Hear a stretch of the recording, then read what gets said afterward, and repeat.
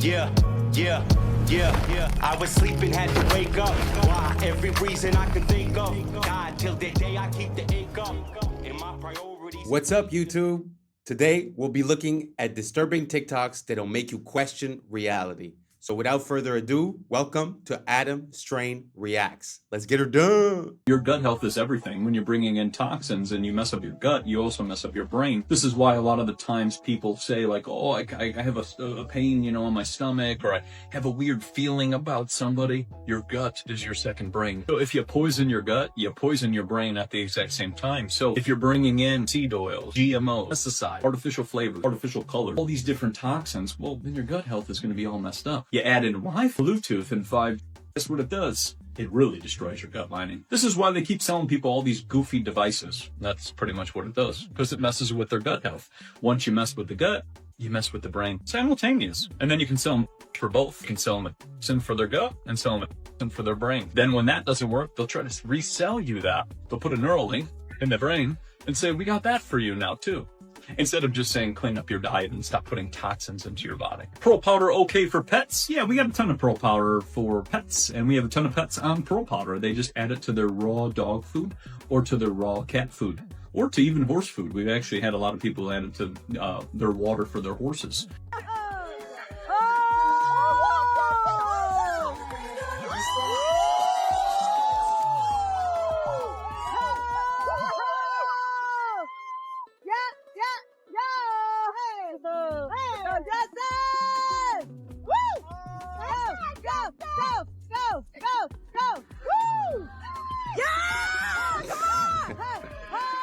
Boys got moves.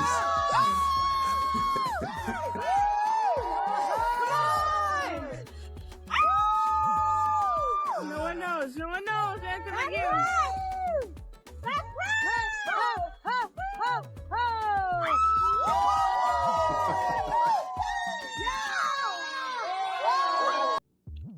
Let's look at some of these amazing courthouses from the Lone Star State of Texas. This first one, an impressive palace in Dallas, Texas. You can already see those sunken, buried, lowered floors on this one. Here's one in Denton County. Surprise with this one, it took less than a year. Started mid-1895, completed in 1896. This one is still standing today, and it looks beautiful. Another one in Caldwell, Texas, that only took a year to build. I mean, just look at it. It looks more like an excavation site here. You got a rickety fence all around this beautiful building that just completely stands out from everything else around it.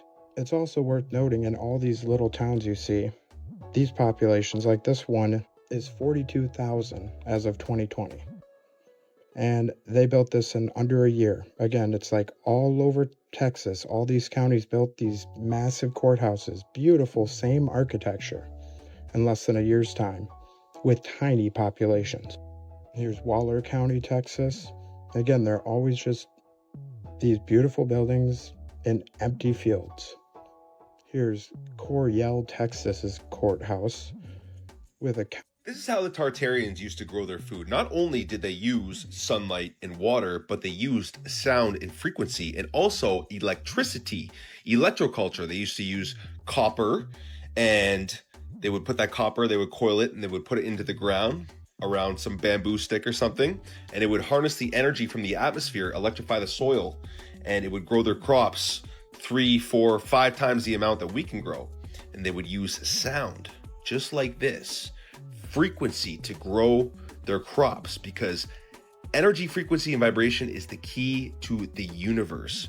When you use sound and beautiful harmonics to grow your food, try this at home.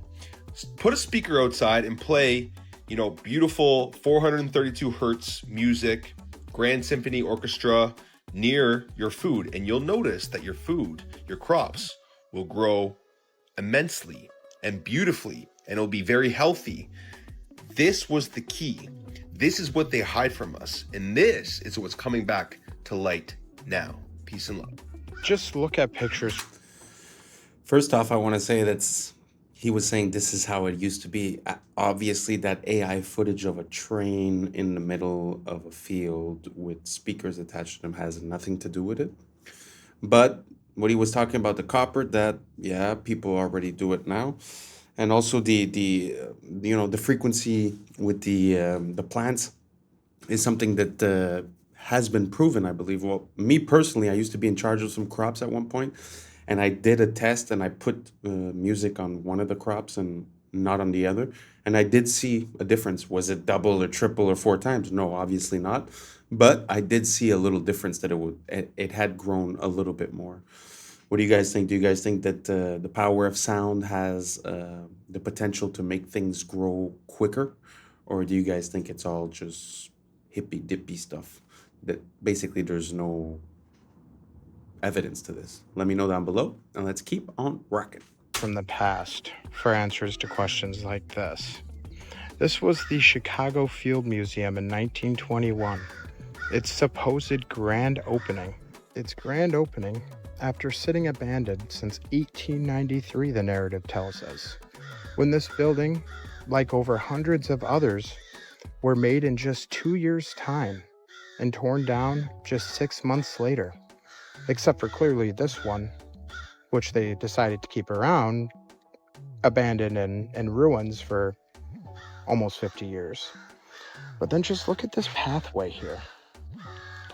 This is supposedly a grand opening in a dirt field with nothing around it, a rickety wooden bridge, no pomp and circumstance, some random dude right there standing in the field, no gates, no concessions, no media, just a line of all uniformly dressed people, all waiting to get into this big, massive building. These are the survivors of the last reset. This is them going to get checked in, numbered, tracked, all that good stuff. And then the children.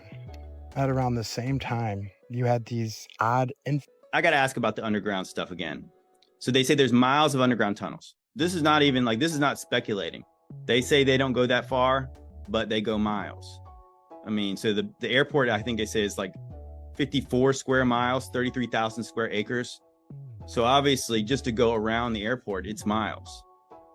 So my question is, if there's not an underground city under the Denver airport, is it because there's actually an underground city 95 miles to the south of the Denver airport?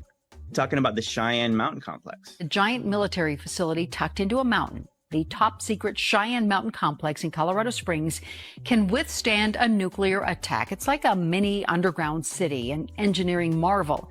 And tonight, my co-anchor Eric Connor takes you on a tour of one of the safest spots in the world.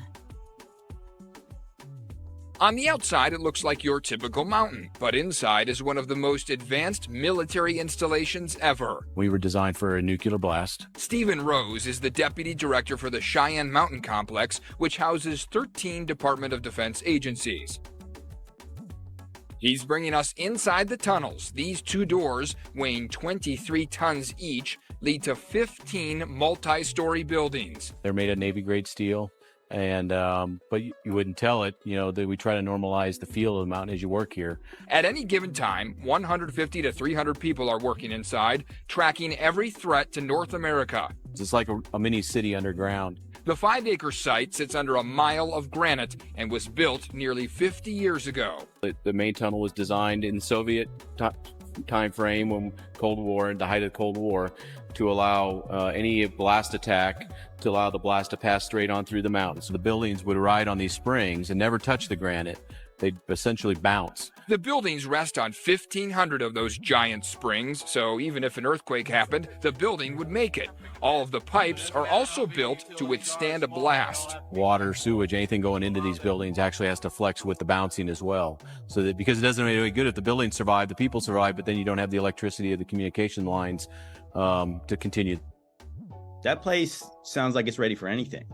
So my question is, why would you not build a tunnel from the Denver airport to that? Because wouldn't it make sense to have a tunnel to get to a super secret underground secure facility? Because obviously if everything was going crazy up on the top of the earth, wouldn't it make more sense to fly into the airport, go straight underground and get to that base? Because why wouldn't they want to do that? Fly into the airport, the major airport, you go underground. Makes sense to me. So when they just say, nuh-uh, I ask questions like, why not? And you get answers like, well, 95 miles is too far. As a big World War II buff, or used to be, the French in the 30s built the Maginot Line, which is like 280 miles of fortifications, underground, electric trains, a massive undertaking. And the French did this in the 30s. 1957, NORAD became a thing. They started building, I think, in the 60s. So in 60 years, could the United States build a tunnel 95 miles long? The answer is obviously yes, they could. The Gotthard Tunnel in Switzerland is 35 miles straight through rock. How many years it took them to do that? Nowhere near 60. Maybe, this could be a theory, sorry guys. Is it possible that they built the airport so far outside of Denver because they already had tunnels that went that way? A lot of people ask the question, if the tunnels went all the way to NORAD, how could they build that and no one know? Which I would say is, well, the one side is top secret. So what if they dug the majority of the way on the top secret side, and then they only had to dig kind of a little bit far on the airport side to connect with the tunnel they already dug or dug later? I think it makes sense to do that. I think with the suspicion comes in when they just outright deny it like it's a stupid idea. Like, why would we ever think that would be a thing? Well, why do you have anything underground if not for something bad is going to happen one day and you'll need it, right? So even if the murals are not predicting something that they have planned, something bad will happen one day, right? Because that's why you have the base, just in case. So one question you have. There's a lot of lore around the Denver airport. The story of the blue horse with the red eyes, and the guy who built it died, and all these murals and all this thing. I don't know. It's very interesting. But what really stuck out to me here is the engineering on that building. Well, in that, deep underground military base, or in that mountain, the Cheyenne complex. I mean, the fact that the whole place is on springs. Like, I used to record somewhere where they had like a box, and the box was on springs to stop like the vibration, which, is kind of like the same system, but just on a massive scale. That's amazing. And to see all the piping and everything be flexible, very well thought out. I'm very impressed. It looks very nice. What do you guys think about the deep underground military bases? We know that there are a few. We know that there are a lot of tunnels. I mean, worldwide, Paris has catacombs. I mean, there's a lot of tunnels. I don't know if you guys ever heard about the story of the underground in New York.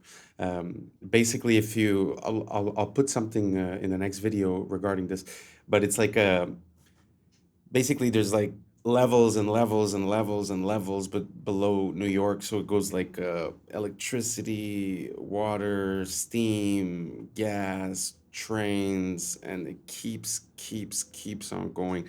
It's very interesting because especially New York City, it was one of the first cities built. So there was quite a lot of people. So to build all that underground infrastructure while there's people living there is weird.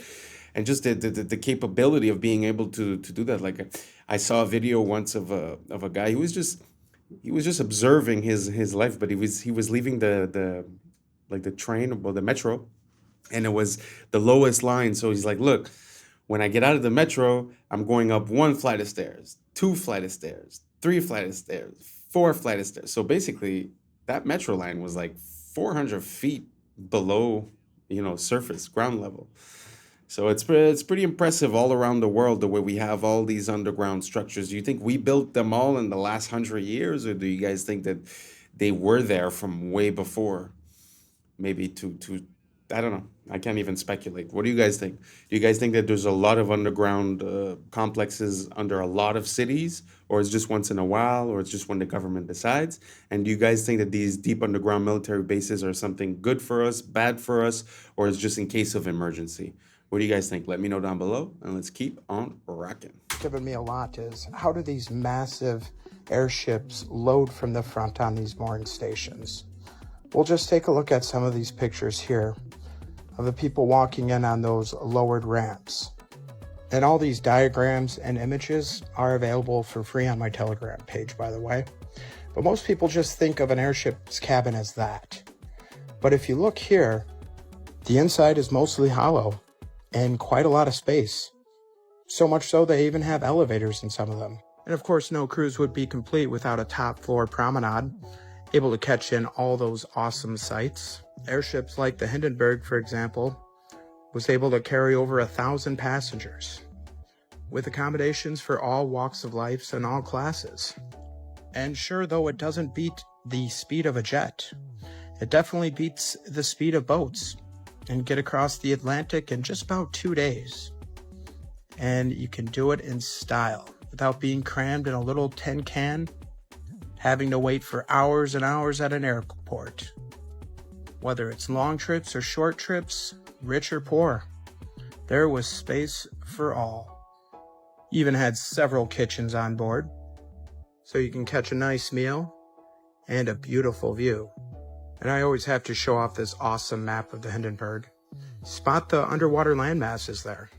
Perhaps an actual... All right, you guys have heard about lab-grown food that's being manufactured and sold in many places in North America. It's also banned in many places in Europe, surprise, surprise. I want to show you what this process looks like, so the next time you go into the grocery store, you think twice about the meat that you're buying. You need to start buying your food from local organic farmers only. The rest of it is poison. The rest of it is quite literally poison. It's designed to keep you sick, to keep you obedient, to keep you submissive, to keep you relying on the system. So support local farmers and buy local food, not this garbage. Peace and love, guys.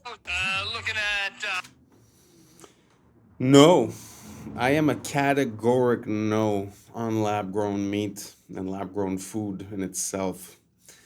I don't condone it. I don't think it's a good idea.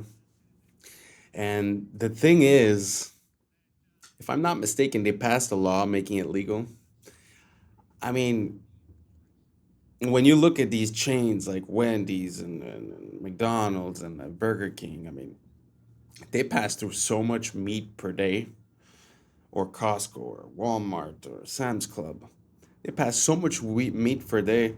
I wouldn't be surprised that this is already on the shelves, you know, either in the fast food joints, either on the shelves. Because really, who they going to sell this to? They're not going to sell this to the consumer. They're going to sell it to chains that are going to buy, you know, tons and tons of it, right? So anyways, food for thought. If you don't know the source of your food, that is just blind trust and belief. So be careful when you're eating somewhere where their stated purpose is capitalism to make more money. That means that your health goes on the back burner. So food for thought. Food for thought. Be careful. Let's keep on rocking. $125,000 fine for walking on this beautiful trail. We don't smoke. We're not going to light a fire. I don't think really anybody else is going to do that either who is a decent citizen. So I think it's bull that the government is trying to stop people from walking in the forest. Hey kids, what are we?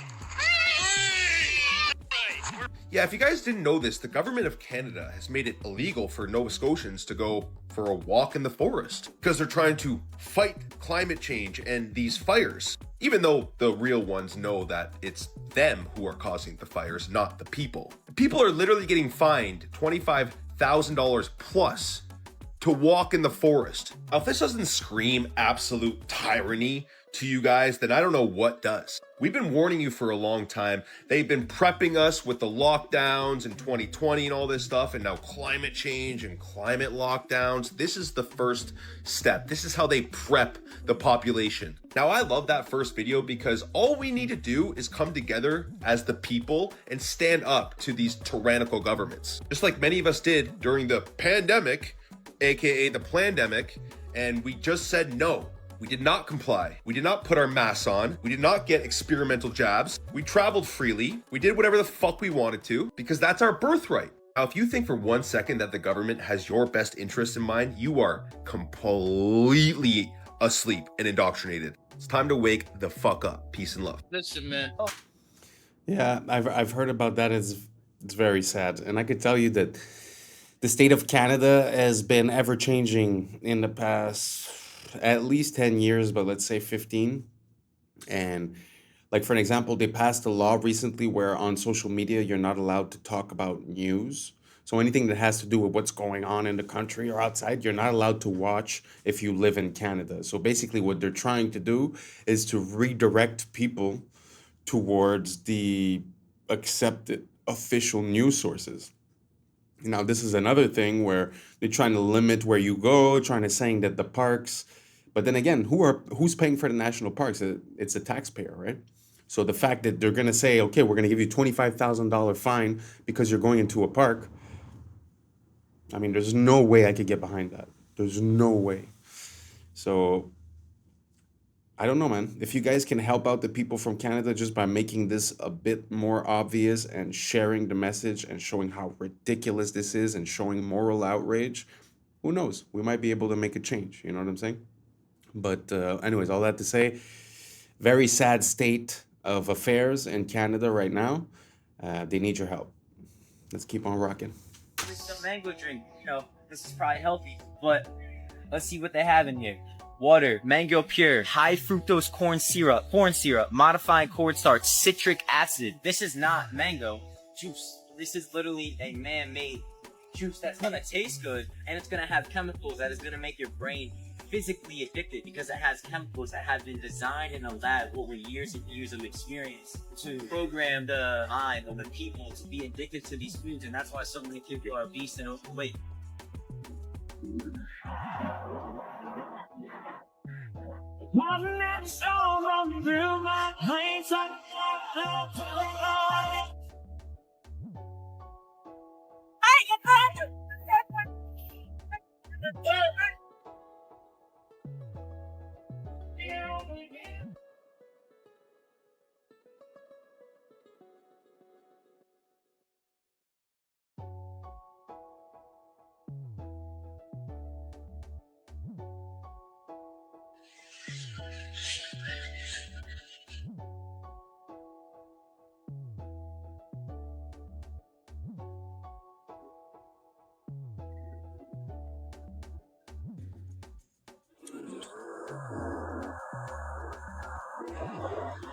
There it is. Down over by that. Oh my god. Because whenever an inventor creates something that they think will bring great value to the world, they do something called file a patent, which is a system that offers inventors a temporary monopoly on their invention in exchange for sharing it with the world. In theory, a very mutually beneficial agreement. Society gains an invention that advances us, and the inventor makes a lot of money and gains recognition. The idea of patents was created in 1474 in Venice to encourage innovation when they enacted the Venetian Patent Statute. But in 1951, the US passed the Invention Secrecy Act, allowing them to keep certain technologies and inventions a secret legally. If they determine an invention to be detrimental to society, they can classify it, and their inventors are bound by law to not talk about it. Now, if a big company can't lobby a reason to invoke this act on a patent that happens to be detrimental to their wallet, they can simply offer the... I mean, detrimental, right? It's such an easy word to like see it from different perspectives. So would it be detrimental for humanity or for the country if we were to have unlimited energy? Because then they would say, well, they could take the unlimited energy and make weapons, right? So it's a slippery slope.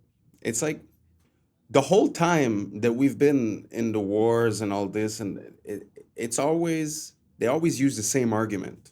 Whether they want to hide something from you, take something from you, make you do something, it's always national security. And it's an old saying that you're always going to trade your freedom for your security. It's an old saying. So just think about it twice when they talk to you about stuff like that. Let's keep the on inventor rocking. a lot of money to outright buy the rights to their technology patent and just never put it to use. This practice is known as black shelving, buying patents for the purpose of never putting them to use. And if inventors refuse that, there are other ways to make sure their technology never gets out there, as there are countless cases of this happening, especially when it comes to anything involving cheap, accessible energy. Like the time this guy, Stanley Meyer, invented a car that can run purely on water. And it was all over the news using a process known as electrolysis, which used electricity to split water molecules, H2O, into oxygen and hydrogen gas, using the hydrogen gas to power the engine, which we know is real. We have hydrogen cars today, although they don't run on water, but rather hydrogen gas pumped directly into the engine, which is expensive and not very accessible. Meyer called his invention a water fuel cell injector, and it was so impressive that scientists and engineers around the country inspected it and confirmed his technology works. In 1998, Stanley was signing a multi-million-dollar deal with investors at a restaurant when all of a sudden he fell incredibly sick, ran into the street, and started throwing up. He died shortly after, with his final words being, "They poisoned me," but his death certificate hid that, and they made up a story about a brain aneurysm. And it doesn't take a rocket scientist to notice that this is a very inconvenient pattern among inventors of this type of technology, because Stanley was quite the inventor, one of which included an electromagnetic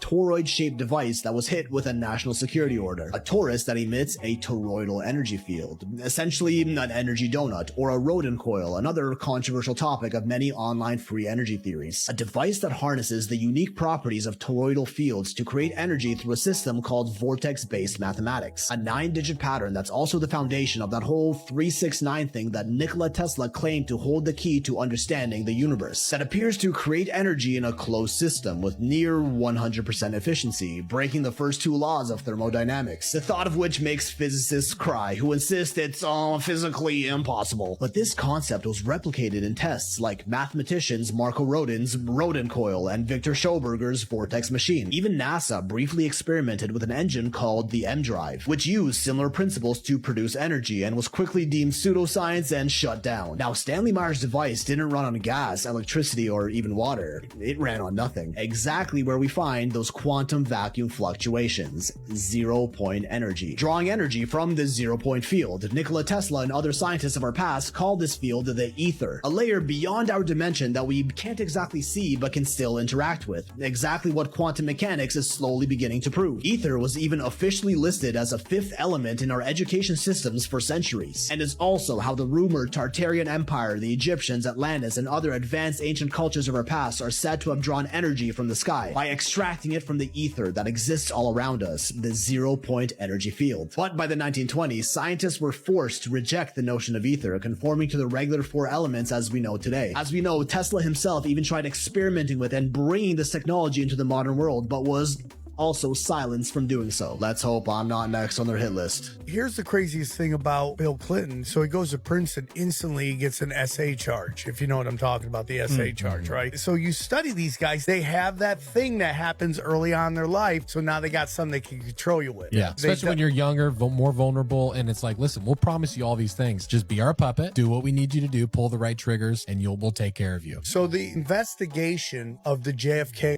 was done by the Warren Committee. There was one guy in the entire committee that said, no, this isn't the real story. One guy voted no. That guy one day got in a plane and was never heard from again. He disappeared. Do you know who drove him to the airport? Oh, what? Bill Clinton. No way. Holy yes. Shoot. Dude. That's crazy. That's insane. Yeah, dude. It's really crazy if you study it. Like, everything is data. Can they compromise you? Can they compromise? Are you a psychopath? Would you just commit horrible crimes against your own family just to get ahead? And most of these people would do it and not even think twice about it. Oh gosh, that's so evil. What do you think? If you guys look into Bill Clinton, there's actually, well, the Clinton family, there's actually a very, very big rabbit hole considering all the people around them that disappeared or died in weird circumstances. And the list is very, very long. Like sometimes some people had charges against them and then all of a sudden disappear. And it's very interesting. I'm not placing blame or, saying my opinion, but very interesting. If you have some free time on your hands, I don't think it's something that I'm going to be able to share that much here. But if ever you have some free time, you could go down that rabbit hole. It's very interesting. of all the boycotts, like even the violence. I don't watch the news. I don't watch the news. I have no idea what's going on. I watch Instagram. I watch people wipe out on motorcycles. I watch lions and hyenas fight each other. This is the things that I do. And I don't think you should be asking a comedian. You're a journalist. Comedians are on top of current events. No. That's weak. That's you guys passing the buck. You guys need to have balls again, which you don't. You guys always goes, should we be thinking this? Duh. You guys present stuff like that. You guys just have balls. You need to get your balls back. And it's not my job. I am a dancing clown. Wow. I agree. The state of journalism is horrible, to be honest. But wow, to hear that being said straight up, I love people like that. I love people that are able to speak the truth and not color code it, not sugarcoat it, not change it. You know what I'm saying? Like, I really admire Bill Burr just for saying that and taking his position. He's calling himself a dancing clown, meaning, why are you guys relying on us to tell you what you should think? Makes no sense. So it's very interesting. I like Bill Burr. Let's keep on rocking. Son, the Holy Spirit, and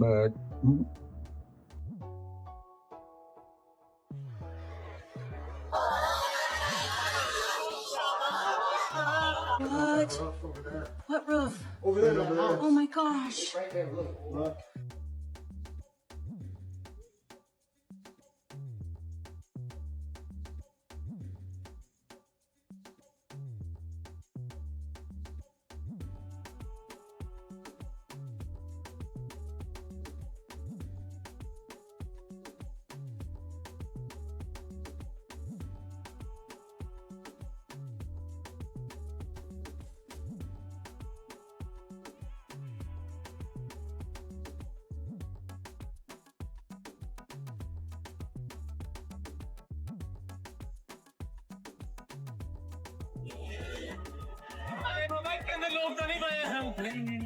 And that's a wrap for today, familia. Whether you're tuning in with the sunrise or posted up at midnight, I appreciate your time, your energy, your curiosity. And don't forget, this isn't about truth or fiction. It's about perspective. So if this sparked a thought, a laugh, a deeper question, then we did our job.